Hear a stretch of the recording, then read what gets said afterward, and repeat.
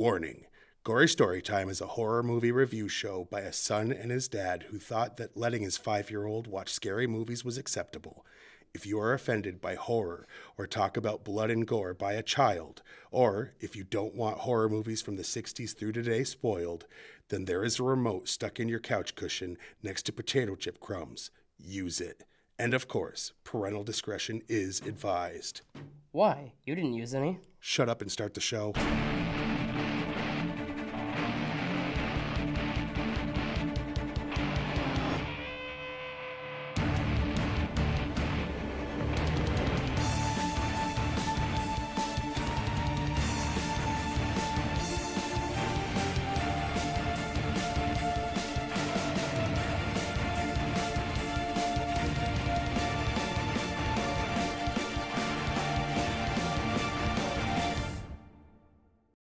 Welcome to Gory Storytime. I'm your host, Jason. I'm his co-host and his father, Craig, and this is the show where, since you were 13, we sit down and review horror movies. And to take it back to the roots where I started as a kid. Something like that. We have a horror movie today that was based on an actual children's show. Hanna-Barbera. Hanna-Barbera children's show. These characters were basically hosts of a cartoon show, and all the cartoons were, well, Hanna-Barbera. So the basic premise is... Well, first, this week we're reviewing The Banana Splits. Good point. Yes.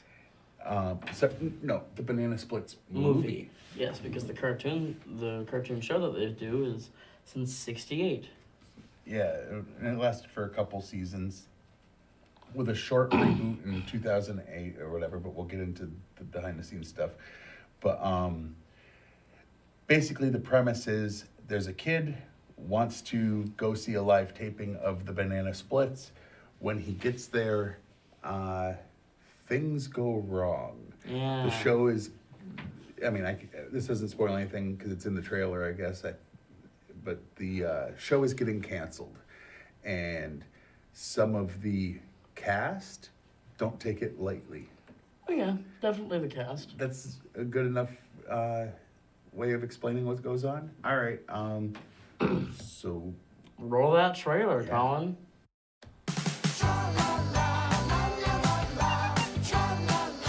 Hey, sweetheart. We are going to the Banana Splits. Sometimes at night, I see the Splits riding around in the little cars, laughing and singing. Who's excited to see the Banana Splits? Rebecca, I'm canceling the show. What? Hey, kids, put on your happiest faces because the Banana Split Show is about to begin. Where are the children? Mom, get out of here. Time's almost up. Why are you doing this to me? Dad, please! Let me out! Now the show can go on forever and ever and ever. Come on, you fuzzy son of a... I just really want your brother's birthday to be perfect.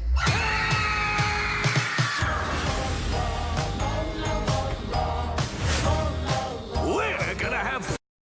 Yeah. okay, so like we have to do every week because you know how it is, we're Rolling in the fat cash. yes, we do a public access show for all the fat stacks of cash that we get from paid sponsorships of real items that That exist. actually exist everywhere and you can get them.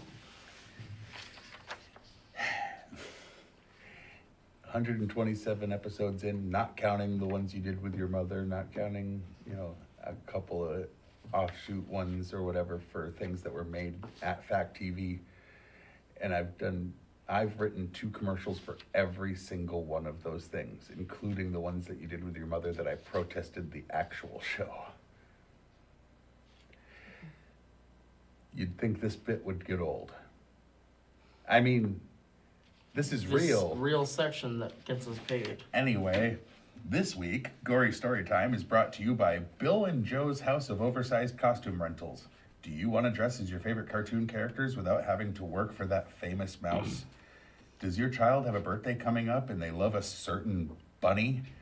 We have them at Bill and Joe's House of Oversized Costume Rentals. Legally, we can't use the names of the actual tunes in this ad, but I will say we do have picnic basket loving bears, southern chickens, and stuttering pigs. That's Bill and Joe's House of Oversized Costume Rentals. If you don't get one for your child's next birthday party, then you're a bad parent. Oh. Okay. And by the new book, Holding Deals for Dummies. Do you want to make a movie using a property that someone else created? Well, you can't. That is unless you pay for a holding deal. Holding Deals for Dummies will answer all your holding deal questions. How long should your deal be to get a script written and approved? What do you do when you are legally using the property and whiny little bitches online cry from their parents' basements that you need to give it back even though your money saved that company? But I digress. Holding Deals for Dummies. Pre-order your copy today. Do not get that book. That book is a bad book. Shut up. That's not how you do ads. I didn't realize until after reading the ad that that's a bad company and I don't support them.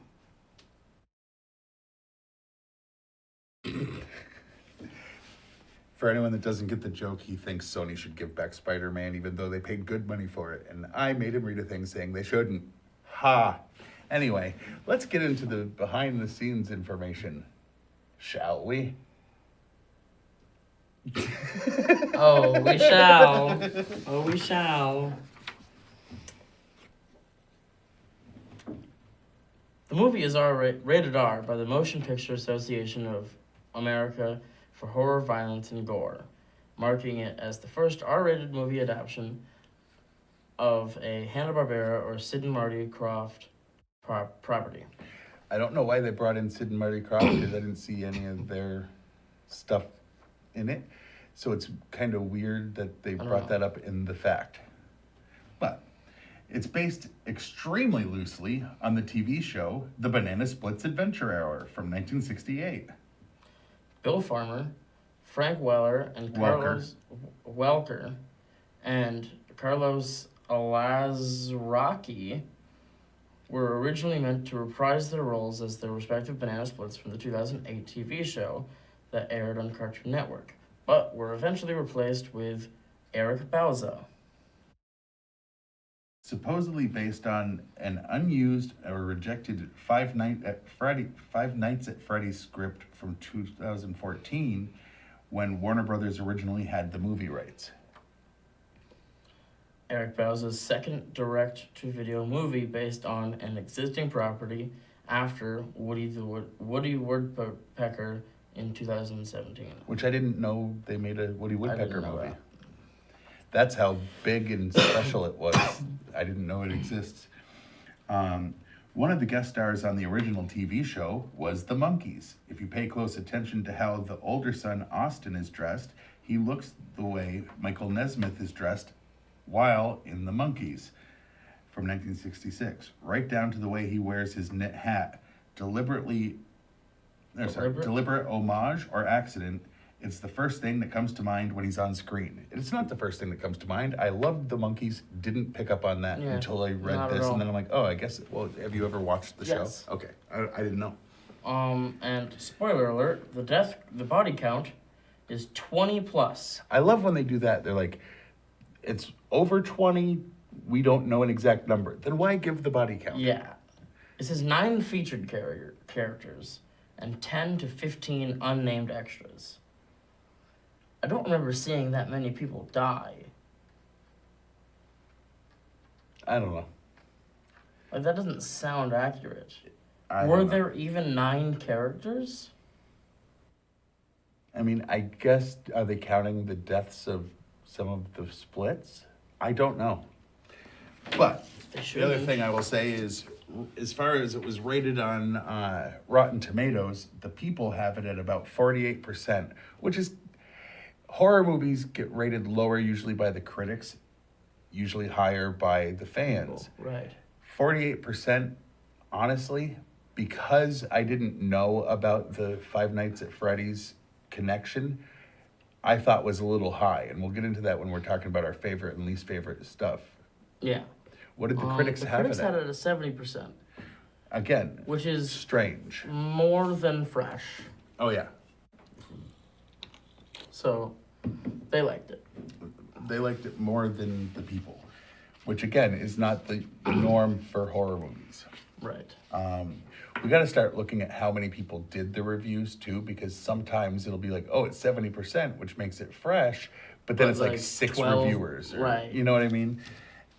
And the 48% could be like 100 people. Yeah, but the people are usually more accurate because, well, they're more accurate within to a what week- the average person likes. well, within a week, there are thousands of people rating things on the people Usually. section. But this is and a the small critics, enough it's thing, like, who oh, knows? some are released sometimes.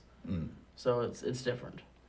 But anyway, is there anything else you would like to get into with this before we do our favorite scenes and least favorite? Because this is going to be a shorter episode, so I'm trying to stretch it out. Yes. Well, I would like to say, previously to knowing the stuff about Five Nights at Freddy's, I was actually going to rate this movie Differently. differently. Don't give the number. I'm not going to give the when number. we give the number. I'm You not can going to say, give the I number. was going to be.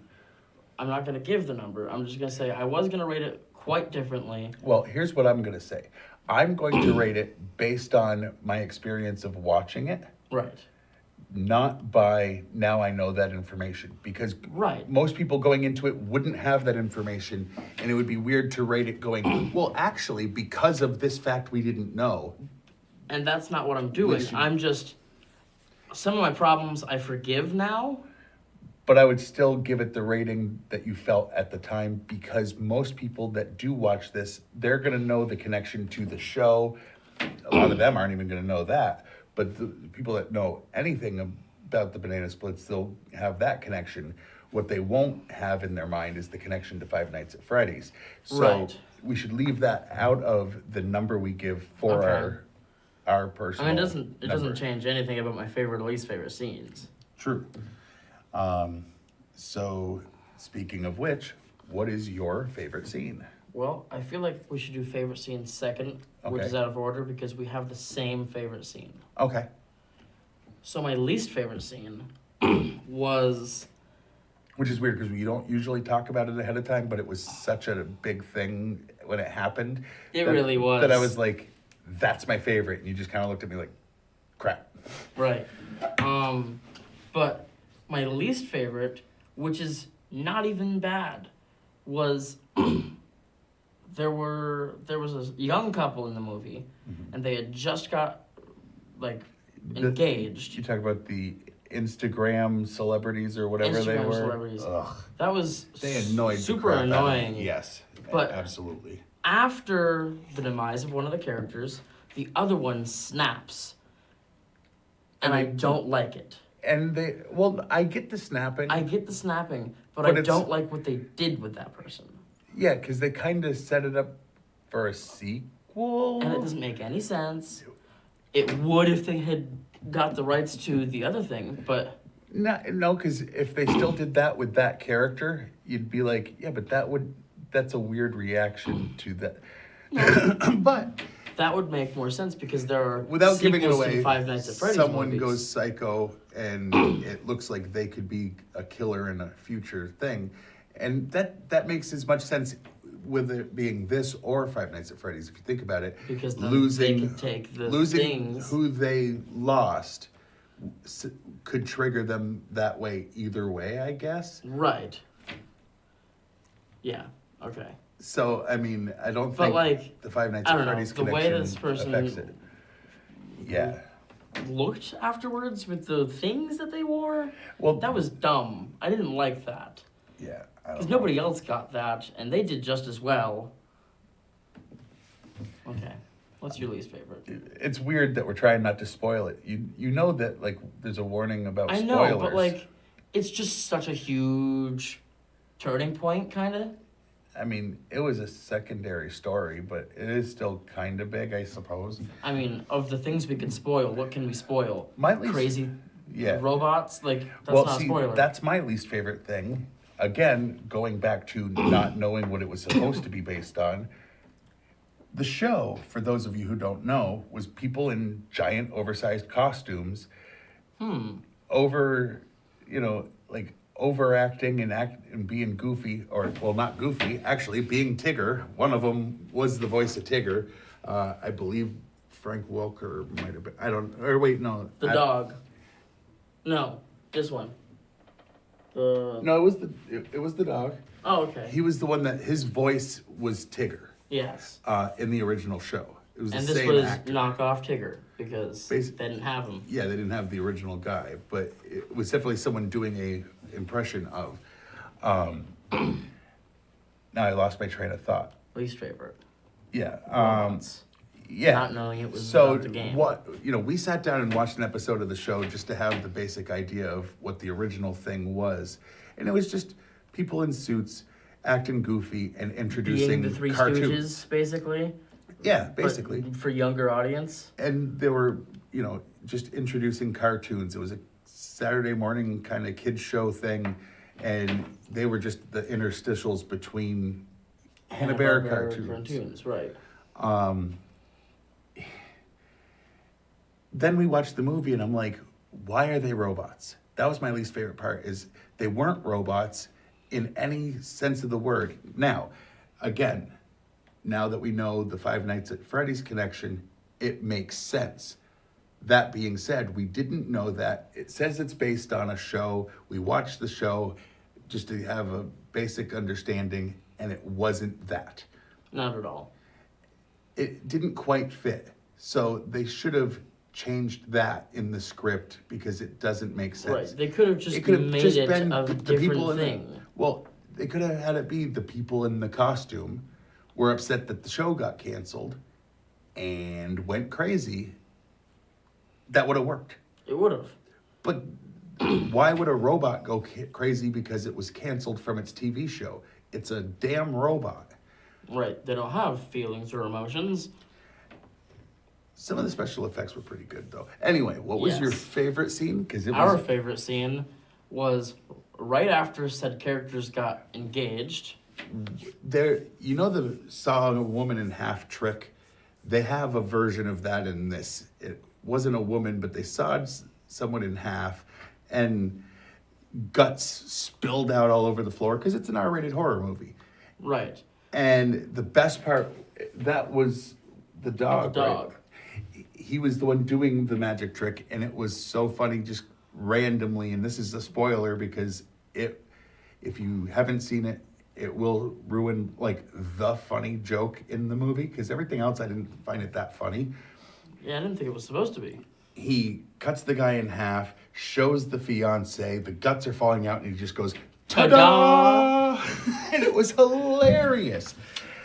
But again, that kind of ruins it for anyone that hasn't seen it. So if you haven't seen it, oops. Yeah, sorry about that. But that, just the way they did it and It was hilarious. how earnest the character said it, like he was like actually hoping for like applause. He was like, "See what I did? Didn't I do awesome?" Yeah. It's kind of like when a cat comes to you and gives you a dead, chewed up mouse, and they're like, "You're welcome," Right. and you're like, "Ew." I mean, thanks. We have one less mouse in the house. Yeah. But So, what do you think on a scale of 1 to 10? What would you rate this? Now, again, I think to be fair, we should both be on the same page that we're rating it on as we were watching it, not knowing the behind the scenes stuff, because we don't look for that until after Right. we've watched the movie. without taking that into consideration, I would still not give this as much of a low rating because it was a fun movie. I had fun. Okay. And I'd actually agree exactly with the critics and give it a 7 out of 10. Really? Yes. I would go higher than the people, but not quite as high as the critics. I would say a 6 out of 10. Right. The reason for me is it was just pulling me out having characters that weren't Robots. robots be robots for... no reason. Yeah. Now, with my forgiving them because the rights ran out or whatever, and they couldn't make it those characters. See, and so you're saying that taking the rights away from someone who paid for it ruined a movie? Exactly. Right. Taking the rights back from the people who paid good money for it ruined the movie. No. That's literally what you're saying. It would have been better if it had been Five Nights at Freddy's because of the robot thing. So because they lost the rights to the characters they paid for, it made the movie worse. Except in the case that you're trying to bullshit about, Marvel paid good money. No. Yes, to have Sony be okay with it. Sony paid them good money. When? When they got the rights to the character. That was not good money because they were going bankrupt. It was not good money at all. It was good money for them because it saved the comic book Because it was company. better than zero. Well, No. I saved you. Now, stop attempting to dry anal. No, I'm not going to go there. But seriously. Colin's like, wow, this is turned into an argument about Spider-Man. And Logan sucked. Anyway. Oh my goodness. We agree on a lot of things, but when it comes to certain comic book things, he's just wrong. I will agree that Hugh Jackman was not the right fit for that character. He was too tall.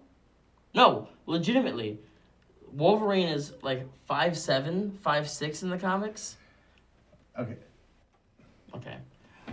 Not that topic at all. Really? To the side of the screen, as always. Perfect. Blocking my dad. What? Oh, he's 5'2". 5'2". Oh, I thought he was saying that we had 5 minutes left. He was saying Hugh Jackman's 5'2". 3 minutes left. Okay, well, we can still put that back up. Okay. You can watch this show, Fact TV, on Fact TV Channel 8, Thursdays at 8:30 p.m. and Fridays at 7 p.m. You can email us at gorystorytime@yahoo.com. Give us questions, comments, ideas for movies we should do.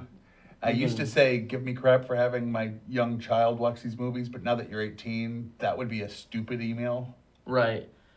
Yeah, within less than half a year, I'm going to be 19. I'm not a kid. Wow. I'm an old man. Okay. You can email us. You said that one. You can like us on Facebook. Gory Storytime, you can look for Yep. that. You can look for like Fact TV on Facebook. Which means you can watch this live streaming most of the time. I'm sure it's live streaming right now, and anyone that's watching is going, What why has are this they turned discussing into? Spider-Man? Right. You can go to fact8.com. Watch old a bunch of episodes. back episodes of this. Go to Juggalo Jake's page at all one word on YouTube and watch older episodes and our 100th anniversary special, which is a slightly different It's version. our 100th anniversary because we've been doing this for 100 years. No, it's our 100th episode. Since I said I'm an old man. But the point is, But the point is, you there's can stuff also there. follow us on Twitter. Probably hear his nonsense about good movies. oh God. I'm at Jason T. Jakes, capital J, capital T, capital J. I'm at Craig Jakes. It's all one word, all lowercase, and that we don't And really that's- talk that's about the show. That, but I do talk about Spider-Man. That's for sure. Anyway, So until next time, I'm your host Jason, I'm his co-host and father, and the one that's usually right, Craig, and sweet that's wrong. dreams.